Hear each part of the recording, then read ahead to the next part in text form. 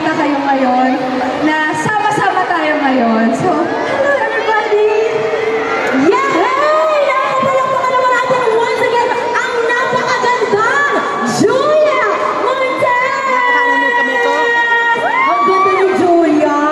Eto na talaga ang comeback ng bonggang-bongga. Ang dami talagang nakamiss sa'yo ng very, very nice. Isa na ako doon.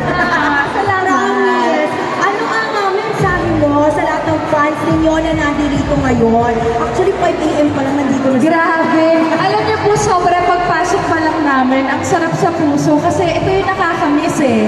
After talaga ng pandemic, di ba, inamiss natin yung ganito, mall show, nagkikita-kita tayo, and then now, na may pinapromote kami ng movie, makikita namin kayo ulit. So, ang sarap sa feeling. At ako din, dahil ang tagal kong hindi gumawa ng movie for a long time, ito yung ginagawa namin ngayon. So, wala. Super grateful lang talaga and super happy. No words can express every time talaga nakakakita kami ng ganitong tao at nanonood at sumusuporta.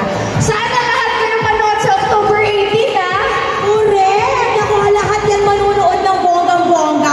Kahit October 17, nandun na sila sa sinihan. Ganun sila ka-excited. Pero speaking sa movie nyo, speaking of sa movie ninyo, ano ba ang dapat namin abangan dito?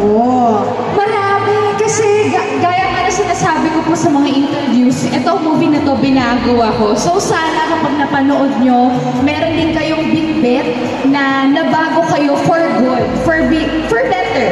Alam mo yun? Oo. Parang may pa-improvement. Oo. Then sa realization, ano talaga, self-worth, saka self-love, iba din talaga. Iba rin naman yung may love life ka, di ba? Kung may Alden Richards ka ba?